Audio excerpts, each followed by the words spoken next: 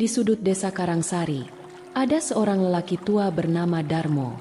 Tubuhnya kurus kering seperti batang singkong, punggungnya membungkuk, dan wajahnya penuh guratan hidup yang berat. Orang-orang desa sering melihat dia berjalan sendirian, memikul ikatan kayu bakar, atau sekadar duduk diam di depan gubuk reotnya yang hampir roboh. Kasihan, si Mbah Darmo itu, begitu bisik-bisik warga. Istrinya mati pas melahirkan. Anaknya baru umur 10 tahun, kebawa sakit. Sejak itu hidupnya kayak mayat hidup.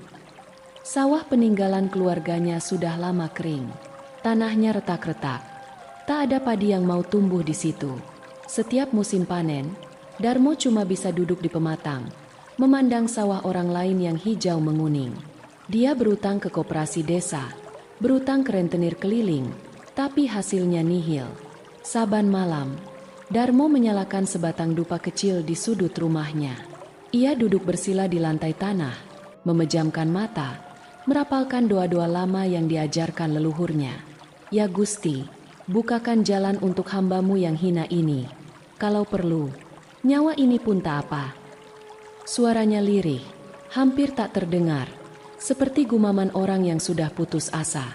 Di langit, bulan sabit menggantung pucat, dan dari kejauhan, suara anjing kampung menggonggong panjang, pertanda buruk, kata orang tua dulu.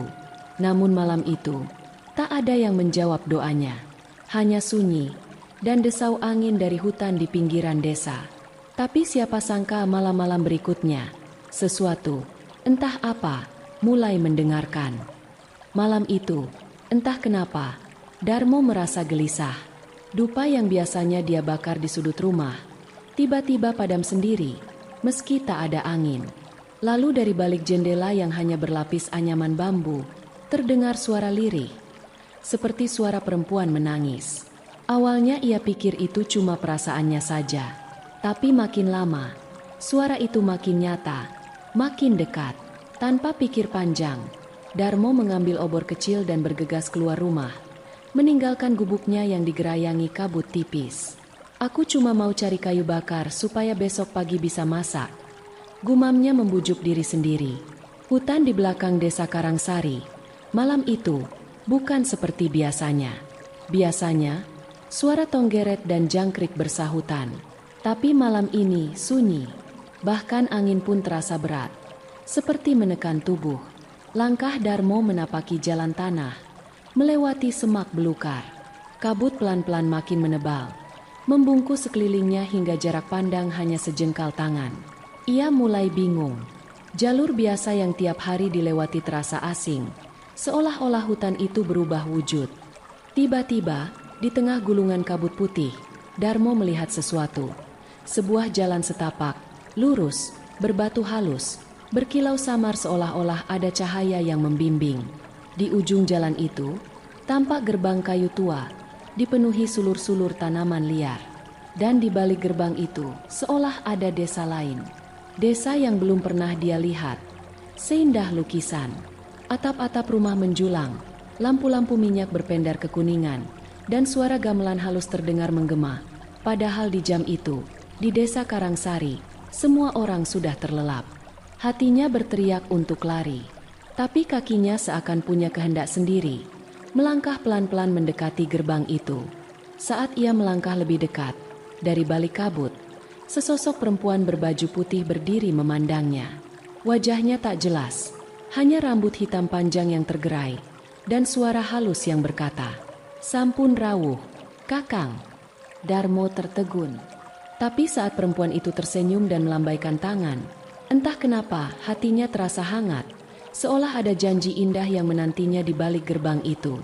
Tanpa sadar, ia melangkah masuk ke dunia yang seharusnya tidak ia jamah. Begitu kakinya melewati gerbang itu, udara berubah drastis. Hangat, harum bunga melati, dan suara gamelan semakin jelas, mengalun pelan seperti meninabobokan hati. Darmo memandang sekeliling. Desa itu sungguh seperti bukan dari dunia ini.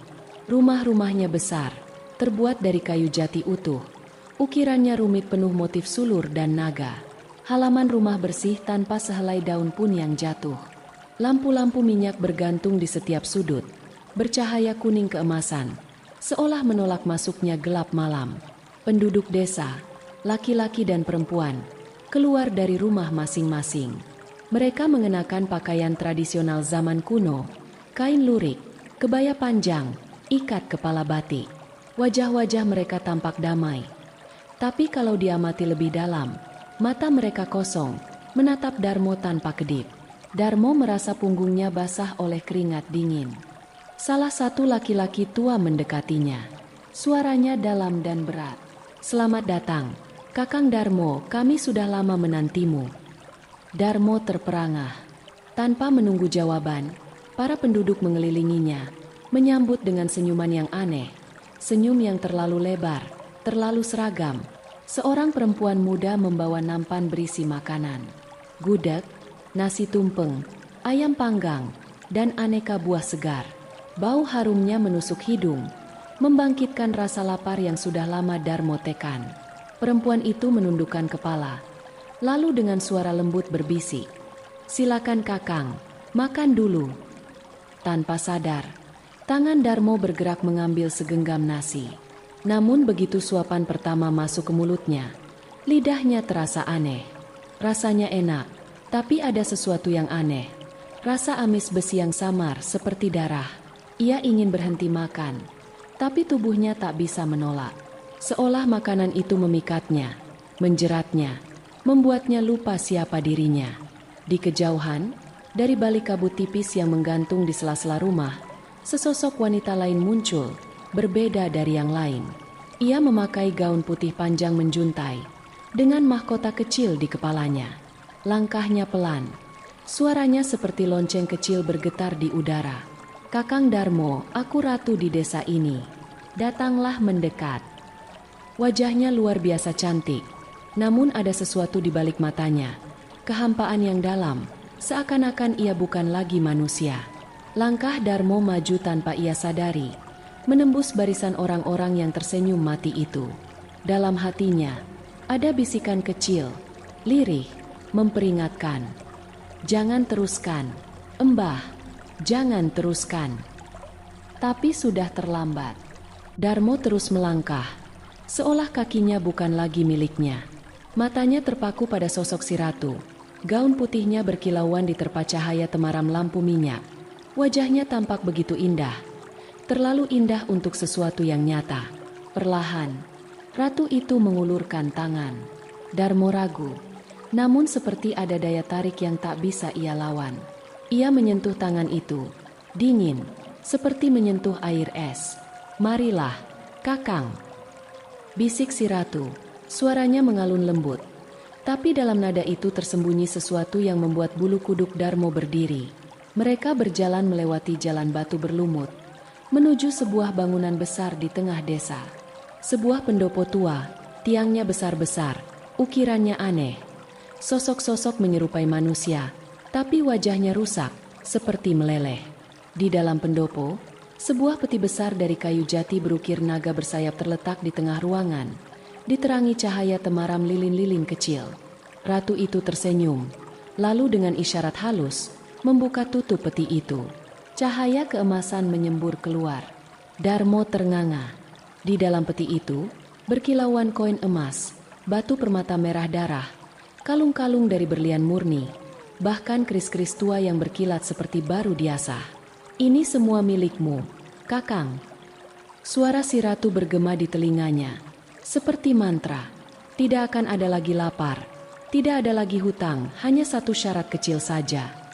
Darmo menelan ludah, matanya membelalak. Pikirannya terombang-ambing antara logika dan nafsu. "Apa syaratnya, Ratu?" tanyanya. Suaranya gemetar. Ratu itu tersenyum manis, lalu mengeluarkan sebuah benda kecil dari balik kainnya. Sebuah cincin hitam legam, bertatahkan batu merah gelap yang memancarkan sinar aneh. "Jadilah suamiku," ucapnya pelan. "Kau hanya perlu mengikat janji. Setelah itu, semua ini menjadi milikmu dan kau tak akan pernah kekurangan lagi." Darmo mundur setapak. Ada sesuatu dalam hati kecilnya yang menjerit, memperingatkan bahaya. Tapi bayangan tentang kemiskinan, hutang, dan kelaparan membuat pertahanannya runtuh. Dengan tangan gemetar, ia membiarkan si ratu menyematkan cincin itu di jari manis kirinya. Saat cincin itu melingkar sempurna, seketika itu pula ruangan bergetar pelan, dan dari balik sudut pendopo, samar-samar terdengar bisikan-bisikan. Selamat datang, Kakang Darmo. Ratu itu kemudian mendekatkan mulutnya ke telinga Darmo dan berbisik lirih. Ingat, Kakang, kau tidak boleh kembali ke desa ini kecuali aku yang memanggil. Sekali saja kau melanggar, kutukan abadi akan menantimu. Darmo mengangguk, seperti orang yang mabuk mimpi. Ia tak tahu bahwa ia baru saja menandatangani perjanjian yang bahkan kematian pun tak bisa membatalkannya. Begitu cincin hitam itu melingkar di jari Darmo, pendopo tua bergetar halus, seolah desa itu menghela napas panjang. Lampu-lampu minyak berkedip-kedip, bayangan-bayangan aneh menari di dinding, dan suara gamelan yang tadi merdu, perlahan berubah menjadi ritme berat dan suram. Si ratu menatap Darmo dalam-dalam. Senyumnya perlahan memudar, berganti tatapan tajam, seperti elang yang baru saja mengunci mangsanya. Kakang, katanya dengan suara berat, kau telah menjadi milikku. Suasana yang tadinya hangat perlahan berubah mencekam. Udara di sekitar mereka terasa lebih padat, berat, seperti ada sesuatu yang tak kasat mata mengelilingi mereka. Darmo berusaha mengangguk, walaupun tenggorokannya terasa kering. Ia mencoba bertanya, kapan aku boleh kembali ke desaku? Ratu itu mendekat. Jarak mereka kini hanya sejengkal. Ia mengangkat jari telunjuknya yang pucat ke bibir Darmo, mengisyaratkan diam. Kau boleh kembali, bisiknya. Tapi ingat, hanya bila aku memanggilmu kembali ke sini. Jangan sekali-kali mencari jalan kembali sendiri. Jangan sekali-kali memanggil namaku. Kalau kau melanggar, bukan hanya kau yang binasa, Kakang.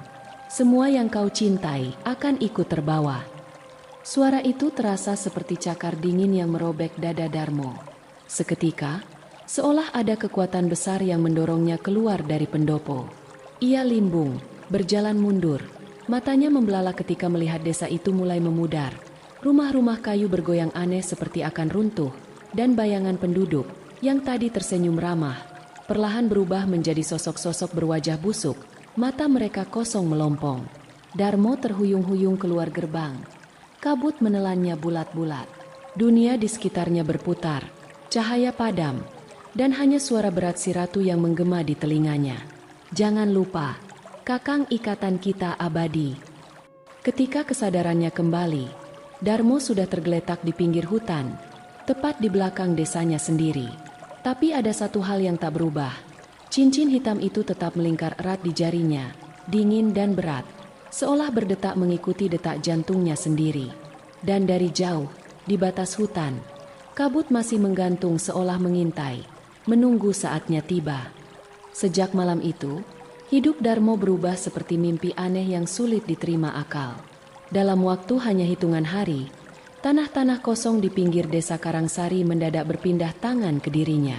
Ia membeli sawah-sawah luas, membangun rumah megah bertingkat 2, sesuatu yang sebelumnya tidak pernah ada di desa itu.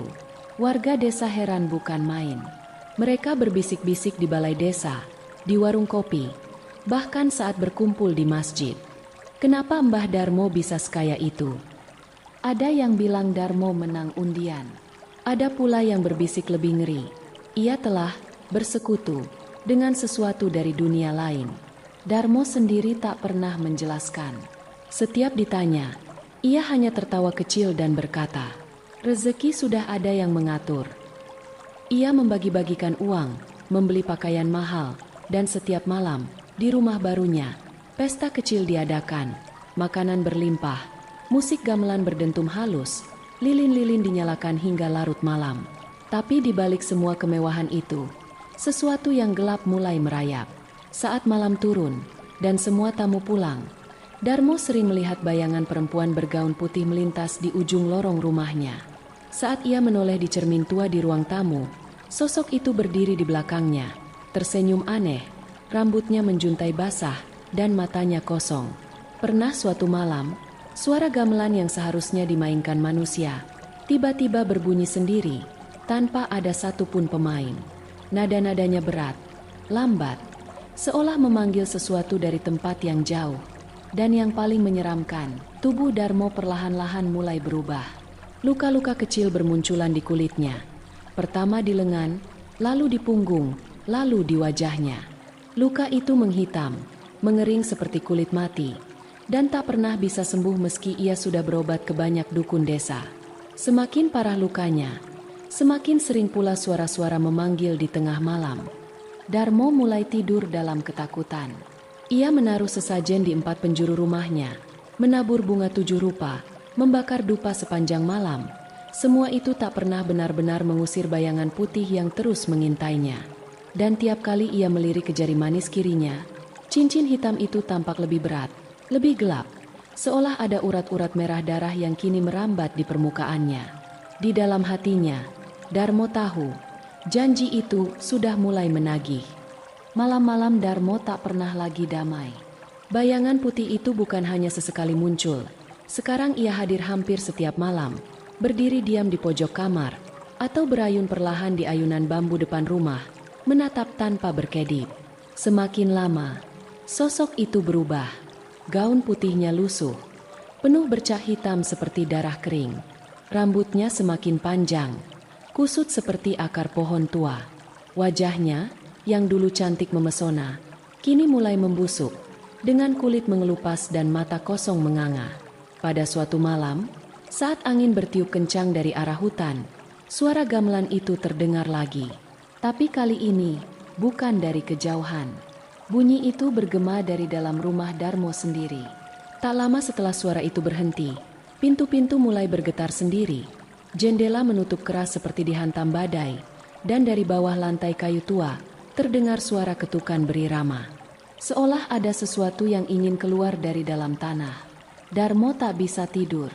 Tubuhnya semakin kurus, matanya cekung, wajahnya pucat seperti mayat hidup. Tiap pagi, ia menemukan jejak kaki basah di lantai rumahnya. Jejak kecil mungil, seolah milik seorang perempuan bertelanjang kaki yang baru saja keluar dari sungai. Kadang-kadang, saat ia bercermin, bayangan di dalam cermin tidak mengikuti gerakannya. Ketika ia mengangkat tangan, bayangannya tetap diam, menatap balik dengan senyum lebar mengerikan. Namun puncak kengerian terjadi saat Darmo bangun pada suatu malam karena mendengar seseorang mengetuk pintu. Darmo membuka pintu dengan tangan gemetar. Di depan rumahnya, berdiri perempuan itu, sang ratu, dengan gaun compang-camping. Rambutnya menjuntai basah meneteskan air berlendir, dan dari mulutnya mengalir darah hitam pekat. Suara seraknya berbisik, "Kakang, waktumu hampir tiba. Aku menunggumu di jalan itu." Tanpa sadar, Darmo mundur, menutup pintu rapat-rapat. Tapi malam itu juga, ia menemukan sesuatu di ruang tengah rumahnya. Sebuah jalan setapak kecil, terbentuk dari lumpur basah, membelah lantai rumahnya, menuju ke arah hutan di belakang desa. Dan dari ujung jalan itu, samar-samar, berdiri barisan bayangan tak berbentuk, berbaris diam, menghadap ke rumahnya, menunggu. Malam itu, langit Karangsari hitam pekat, tanpa bulan, tanpa bintang. Angin dingin menusuk tulang, membawa bau busuk seperti bangkai dari arah hutan. Darmo duduk di sudut kamarnya, gemetar sambil menggenggam sebilah keris kecil sebagai upaya terakhir mempertahankan dirinya. Tapi di dalam hatinya, ia tahu tidak ada yang bisa menyelamatkannya.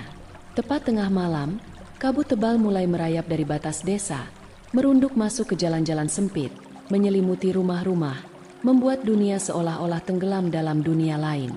Lalu terdengar suara itu, pelan, serak, menggelegar entah dari langit atau dari dalam tanah. Pintu rumah Darmo bergetar sendiri. Engselnya berdecit seperti menjerit kesakitan. Dan perlahan, tanpa ada tangan yang mendorong, pintu itu terbuka lebar, menganga ke arah luar, memperlihatkan jalan setapak penuh lumpur dan kabut, membentang menuju hutan gelap. Di antara kabut, berdiri si ratu.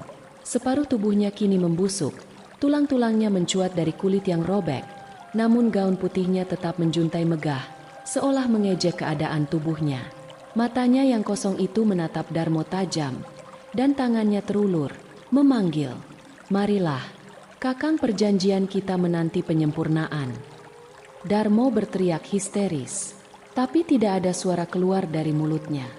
Lidahnya kaku, tubuhnya bergerak sendiri, seperti ditarik oleh kekuatan tak terlihat.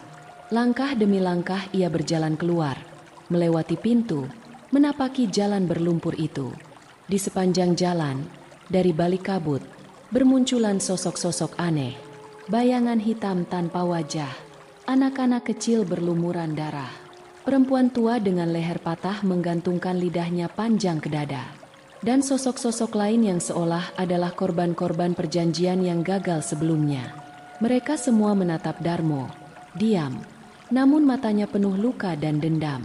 Ketika Darmo mendekati hutan, udara berubah semakin berat, kabut bertambah pekat, hingga sulit untuk bernafas. Di ujung jalan, tepat di tempat ia dulu menemukan desa gaib itu, tanah kini berubah menjadi kubangan darah. Dan di tengah-tengahnya berdiri sang ratu, mengangkat tangan tinggi-tinggi, memanggilnya ke dalam pelukan kematian. Darmo ingin berbalik, ia ingin lari, tapi kakinya membeku di tempat. Perjanjiannya sudah mengikat jiwanya, tak ada jalan mundur.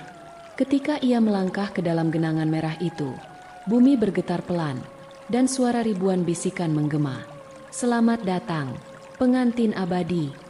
Darmo berdiri gemetar di tengah genangan darah kental yang menghisap kakinya perlahan, seolah bumi itu sendiri ingin menelannya. Di sekelilingnya, bayang-bayang korban masa lalu membentuk lingkaran besar, menari dengan gerakan kaku seperti mayat yang dikendalikan. Sang ratu berdiri di hadapannya, separuh tubuhnya sudah hancur, wajahnya tinggal tempelan daging busuk, tulang pipinya menyembul keluar, dan matanya, dua lubang hitam dalam yang seolah menghisap cahaya. Gaun putihnya kini berubah kelam, bercampur darah dan lumpur, menyeret panjang di belakangnya. Dengan suara berat yang seperti dua batu saling bergesekan, sang ratu berkata, "Kakang Darmo, pernikahan ini akan menyempurnakan ikatanmu dan menghancurkan dunia lamamu." Ia mengangkat tangan keriputnya. Dari langit yang pekat, seutas kain merah darah perlahan turun, melilit tubuh Darmo hingga tak bisa bergerak. Di saat yang sama, dari balik kabut, muncul sesosok dukun tua mengenakan jubah compang-camping. Wajahnya ditutupi topeng anyaman daun kering. Ia membawa mangkuk besar dari tempurung kelapa, berisi darah segar. Dengan gerakan lambat, dukun itu menuangkan darah ke kepala Darmo. Bau amis menyengat menghantam wajahnya, membuatnya muntah. Tapi tak ada yang peduli. Lalu dimulailah ritual itu. Gamelan berirama lambat terdengar dari segala arah. Tanpa musisi, hanya suara mengerikan yang menggetarkan tanah. Penduduk desa gaib itu, yang semua kini tampak sebagai mayat hidup, berbaris sambil membawa obor. Mereka berlutut, membenturkan kepala ke tanah berkali-kali, menciptakan bunyi yang mengerikan. Ratu mengeluarkan keris kecil dari balik kainnya. Keris itu berkarat, bercampur darah kering. Dengan gerakan cepat, ia menusukkan keris itu ke dada Darmo. Teriakan Darmo menggema ke segala penjuru. Namun suara itu lenyap tertelan oleh kabut tebal. Darah mengucur deras dari lukanya. Tapi anehnya, tubuhnya tidak roboh. Sebaliknya, ia merasa jiwanya perlahan-lahan keluar dari raga, ditarik ke dalam pelukan ratu. Dalam pandangan kaburnya, ia melihat penduduk desa berubah wujud. Tubuh mereka menyatu menjadi satu massa hitam besar yang berputar di sekelilingnya, melilit, meremas, merobek-robek tubuhnya. Tangan-tangan tanpa wujud mencabik daging Darmo, satu persatu, hingga hanya jiwanya yang tersisa, telanjang, menggigil, terjebak di dalam cincin hitam yang kini membara di tanah. Ritual pernikahan telah selesai. Sang ratu memungut cincin itu dan memakainya di jarinya sendiri. Ia tersenyum puas, sebuah senyuman yang tidak membawa kebahagiaan, melainkan kutukan abadi. Saat itu juga, rumah megah Darmo di Karangsari, tanpa sebab yang jelas, runtuh ke tanah, meninggalkan hanya puing-puing hangus. Warga desa yang keesokan paginya datang hanya bisa melihat satu hal. Di tengah puing itu, tergeletak sebuah batu besar berlumut, dan di atasnya, terukir samar simbol aneh berbentuk lingkaran dan tulisan kuno yang tak seorang pun bisa baca. Sejak hari itu, desa Karangsari tidak pernah benar-benar sama. Rumah megah Darmo yang dulu jadi simbol kekayaannya kini hanya gundukan tanah retak, ditumbuhi alang-alang liar yang tak mau mati meski dibakar. Tak ada yang berani mendekat setelah matahari terbenam. Warga desa percaya, di reruntuhan itu, arwah Darmo masih berkelana, mencari tubuh baru untuk melanjutkan perjanjiannya. Malam-malam tertentu, terutama saat bulan gelap, beberapa orang bersumpah melihat siluet seorang lelaki tua berdiri di tengah puing-puing, menggenggam sebuah cincin hitam berkilau, memanggil siapa saja yang berani mendekat. Anak-anak desa sering mendengar bisikan aneh saat melewati jalan hutan belakang.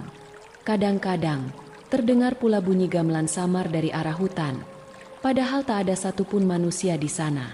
Bunyi itu memanggil, mengundang, menawarkan kekayaan kepada siapa saja yang cukup bodoh untuk mengikuti suara itu. Desa gaib tempat Darmo membuat perjanjian masih ada. Tapi kini, ia tak lagi terlihat indah seperti saat pertama kali Darmo menemukannya. Beberapa orang yang pernah tersesat di hutan melaporkan hal serupa. Mereka melihat desa tua yang reruntuhannya dipenuhi tengkorak, tulang-tulang berserakan di jalanan, dan sosok-sosok berwajah kosong berdiri di pintu-pintu rumah reot. Di tengah desa itu, selalu ada seorang ratu bergaun putih robek, tersenyum mengerikan, menunggu pengantin baru. Dan konon, sampai hari ini, cincin hitam itu, yang mengikat jiwa Darmo, masih berpindah dari satu tangan ke tangan lain, mencari korban baru yang tergiur dengan janji kekayaan. Tak ada yang tahu siapa yang akan menjadi pengantin berikutnya.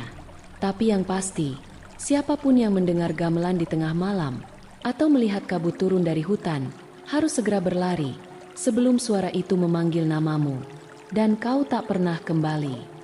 Cerita tentang Darmo dan desa gaib itu tidak sekadar dongeng bagi warga Karangsari. Ia adalah bagian dari ingatan kolektif, diturunkan dari mulut ke mulut, dari orang tua ke anak, dari generasi ke generasi. Banyak yang masih ingat betapa Darmo dulunya hanyalah petani miskin biasa, sebelum tiba-tiba menjadi orang terkaya di Karangsari tanpa alasan yang jelas. Orang-orang tua bercerita, sebelum rumahnya roboh, Darmo sering terlihat berbicara sendiri di halaman rumah, kadang tertawa keras, kadang menangis meraung sambil memandang ke arah hutan. Malam-malam sebelum hilangnya, anjing-anjing desa selalu melolong panjang, dan ayam-ayam kampung bertelur aneh, berwarna hitam legam. Seorang sesepuh desa, Mbah Karto, pernah berkata dengan suara berat, orang yang menggadaikan jiwanya pada dunia gaib tak akan pernah mati dengan tenang. Ia akan terus menikah, terus dinikahkan sampai dunia ini tamat. Kini, reruntuhan rumah Darmo dibiarkan begitu saja, ditelan ilalang. Tak ada yang berani menyentuhnya. Bahkan rumornya, pada malam-malam tertentu, jika kau berdiri terlalu dekat di sana, kau bisa mendengar suara gamelan lirih dan bau anyir darah memenuhi udara. Beberapa warga desa memilih pindah ke kampung sebelah. Takut keturunan mereka ikut diseret dalam kutukan itu. Dan satu nasihat yang terus dipegang anak-anak Karangsari hingga kini. Jika kau melihat jalan setapak asing muncul di tengah hutan, jangan pernah melangkah masuk.